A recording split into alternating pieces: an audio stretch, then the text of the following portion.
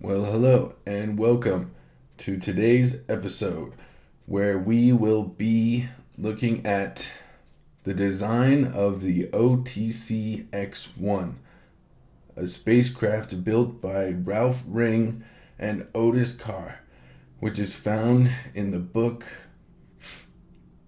The Project Camelot Interviews, Volume 1, written by Bill Ryan and Kerry Cassidy. And I can leave the full book in the description below. And happy New Year's Eve to all. May next year be full of blessings. Blessings abound. Nothing but blessings all around. Nothing but blessings to be found. So I found some pretty interesting stuff here.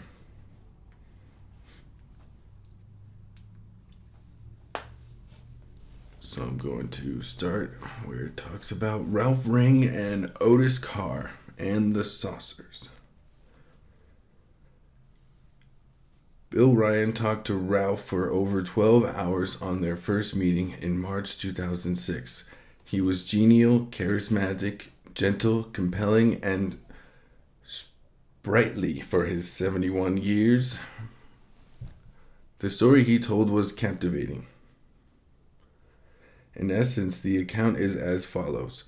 Carr and a small group of engineers and technicians, one of whom was Ralph, built a flying disc powered by rotating electromagnetics in conjunction with a number of small, ingenious capacitor-like devices called Utrons.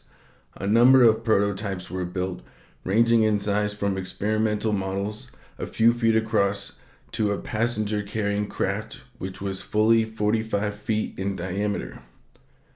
The smaller discs flew successfully. One even disappeared completely and was permanently lost. And Ralph himself testifies to having co-piloted with two others the large craft a distance of some 10 miles, traversing this distance instantaneously. Carr was seriously intent on taking his craft to the moon. However, 2 weeks after Ralph's dramatic experience, their laboratory was forcibly shut down by government agents and all files and documentation were confiscated.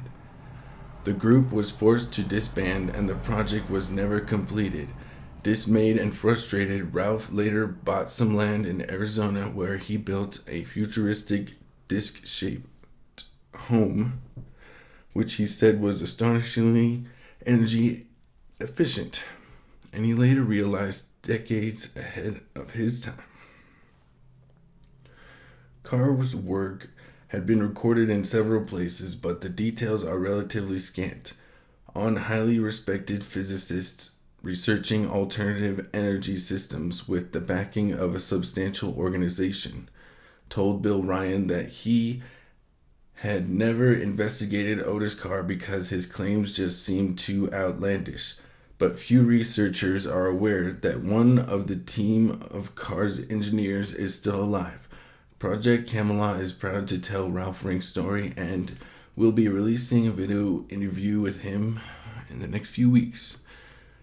When recalling the heady events of the late 1950s, working day and night with Carr, Ring again and again stressed that the key was working with nature. Resonance, he would emphasize repeatedly. You have to work with nature, not against her. He described how when the model discs were powered up and reached a particular rotation speed, the metal turned to jello. You could push your finger right through it. It ceased to be solid. It turned into another form of matter which was as if it was not entirely there. In this reality, that's the only way I can attempt to describe it. It was uncanny, one of the weirdest sensations I've ever felt. We just built it exactly according to Carr's instructions. Everything had to be perfect. It all had to be just so. Or It, he said, would not work, a kind of symbiotic state between man and machine. The Utron was the key to it all. Carr said it accumulated energy because of its shape and focused it, and it also responded to our conscious attentions or intentions. When we operated the machine, we didn't work with any controls. We went into a kind of meditative state, and all three of us focused our intentions on the effect that we wanted to achieve. It sounds ridiculous, I know, but that's what we did. And that's what worked. Carr had tapped into some principle which is not understood, in which consciousness melds with engineering to create an effect. You can't write that into equations. I have no idea how he knew it would work, but it did. I've lost count of the number of people who have refused to believe what happened. I no longer talk about it. It's no fun being laughed at and ridiculed, but I've described it exactly as it occurred. One day, someone will build the disc just as we did. They'll have the same experience. All these blueprints still exist nowadays. It would all be done with digital and solid-state circuitry. No moving parts would be necessary. I've heard that aliens use the same principle to operate their craft. Their physics seem to work in harness with their consciousness. The craft amplifies the power of their minds. Their craft won't operate without the pilots. I've heard that's why we can't operate their craft, or at any rate, we can't operate them the way they do. We're just not adept enough mentally and spiritually. So there are two secrets to making the saucers work. One is the advanced engineering, and the other is the mental and spiritual ability. We may have duplicated some of the first, but we may still be a long way from the second yet. Bill Ryan left Ralph, having promised to get the information into the hands of someone who could understand and then duplicate the dramatic experiments conducted by Carr and his team. Ralph and Bill Ryan had agreed to work together to see the project through to its reality. Shortly afterwards, Ralph went into the hospital for a routine knee replacement operation. He accidentally received the wrong treatment and nearly died 3 times. At the time of writing, July 2006, he has just recently emerged, very frail from his intensive care, but is determined to tell his story. Prior to that, he has enjoyed a perfect health for 71 years.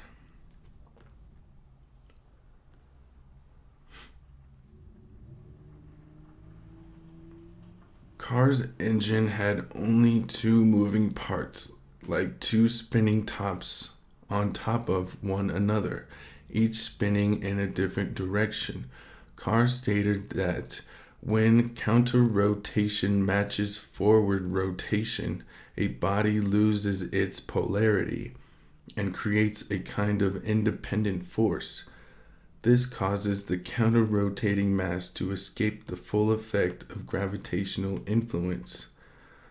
Similar results pertaining to the apparent anti-gravitic properties of rotating objects has been shown by a variety of researchers, most notably the eminent British engineer Professor Eric Laithwaite, who demonstrated an apparent loss of weight in a sealed system containing an arrangement of spinning gyroscopes, and called upon the scientific community to research the phenomenon.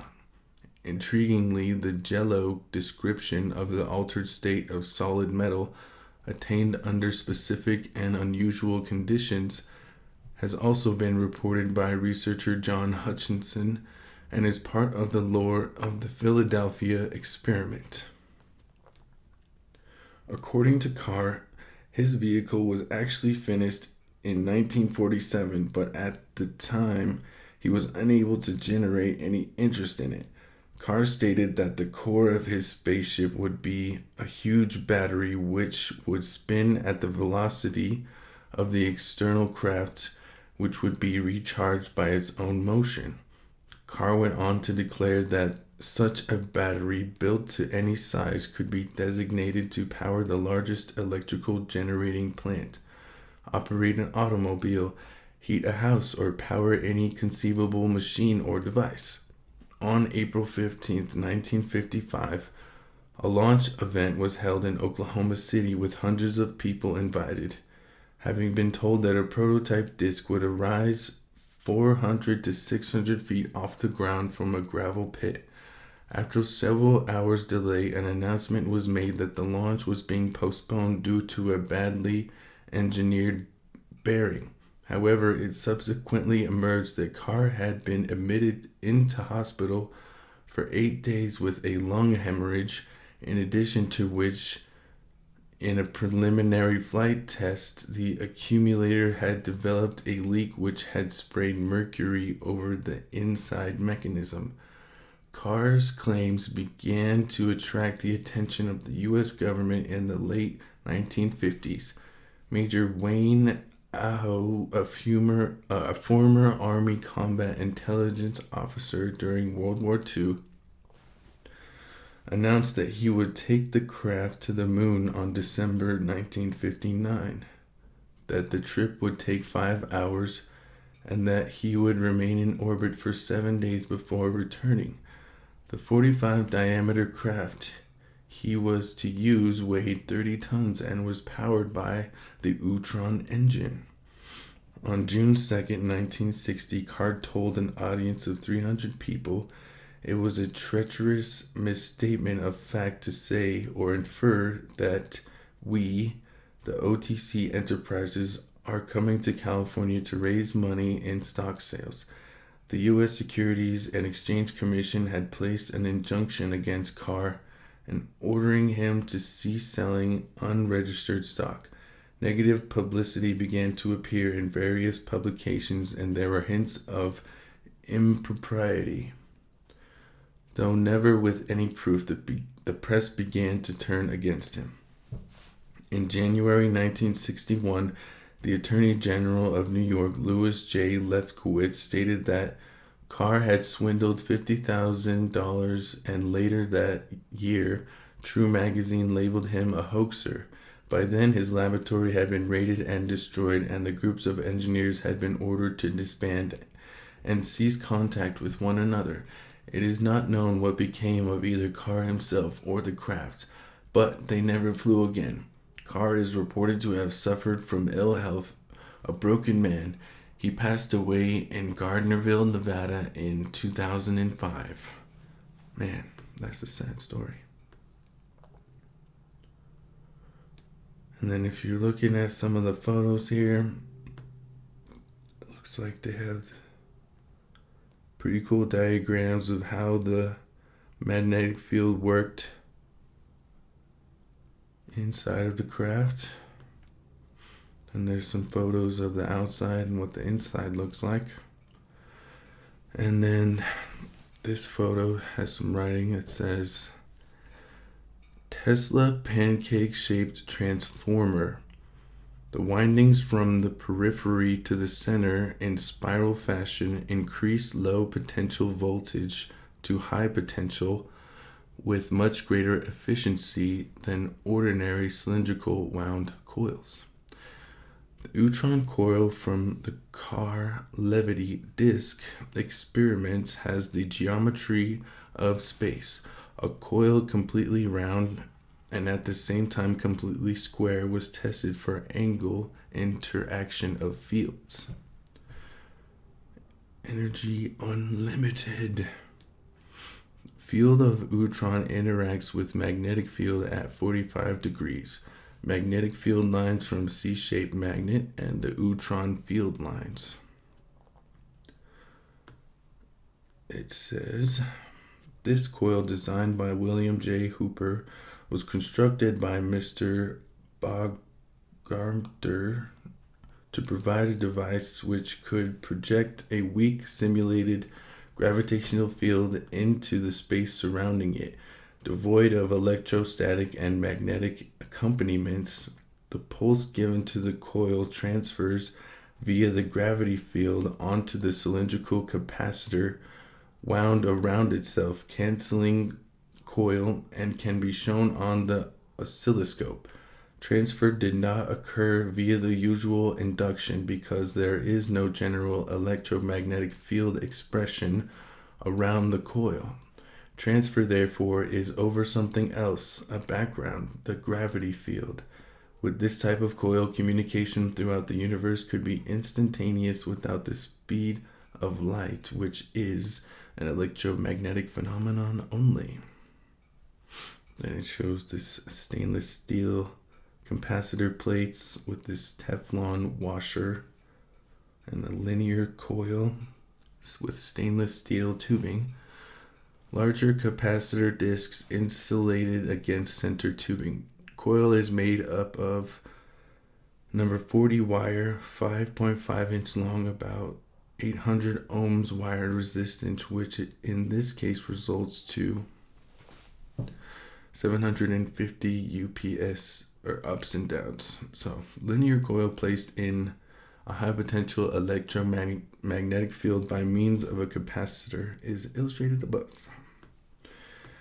Then there's this C-shaped magnet. This looks cool. With the coil, and then there's the disc and the neutron, magnetic lines of force. So it looks like they had the C-shaped magnet with the coil, with the neutron, and that the neutron field lines and the magnetic field lines from C-shaped magnets, and they interact at a 45-degree angle. So in this figure 4, you can see the oscilloscope, central powered unit, the neutrons kind of distributed around the edge there.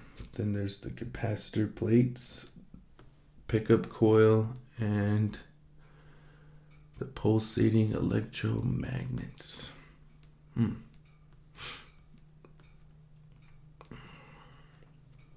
there's like a larger scale image here where we see this aerial spacecraft of this age using space itself as the catalyst for the interchangeable forces of electromagnetism and gravity. So there it shows there's like field magnets, capacitors, there's the commutator, insulators, and field coils.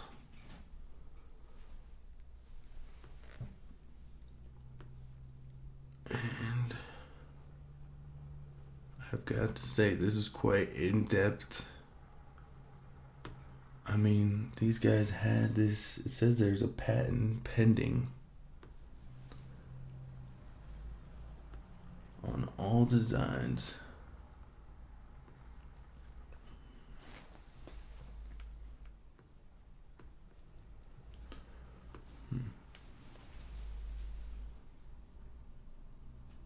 So, I mean, you gotta imagine back in 1950s, 1960s, government took over this guy's laboratory, totally shut him down, totally made the press attack him, made his group of scientists disband and not talk to each other, totally took all of his research, man. So, they've definitely had the ability to create spaceships for a while now. That's pretty interesting.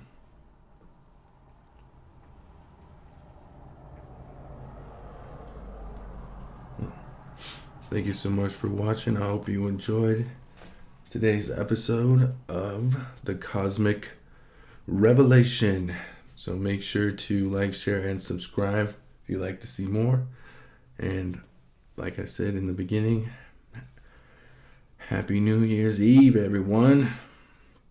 And may 2024 be a bright year full of all of the things that you could hope or wish for. I hope that all your wishes and dreams come true. And with that, I'm going to sign off. So thanks again for watching. Make sure to put some comments down below. I'd love to hear what you guys have to say. And make sure to keep positive vibes, positive outlook on life, and just know that there's got to be some other forces of good working against the forces of bad that are trying to help us. And that this has been going on for a long time, but we're just now starting to get to understand what has been going on. And I will try to be looking more towards what's been happening recently with all of the Congress meetings, but I watched a few of those videos, and a lot of the times really all they're talking about is, different aircraft sightings and their capabilities and the speeds and stuff and the maneuvers, and that pretty much they have no way explaining how these craft can maneuver in certain ways, but they don't really get to any of the details about it. So hopefully I can find some more details and cool images like these ones that were like, whoa. I mean, he even says it in his excerpt where he was like, dude, blueprints are out there. Someone else is gonna maybe try to replicate this, but I'm sure they've probably refined his they took his experiments and refined it and made it even better, so who knows. But I mean, it wasn't like of any kind of alien. He wasn't channeling anything. Like, this guy was just a really smart genius, which is super cool. But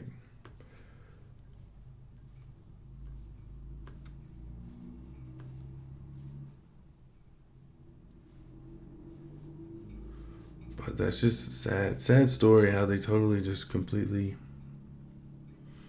messed that guy's whole life up and ruined his lab and everything. Took all of his stuff, man.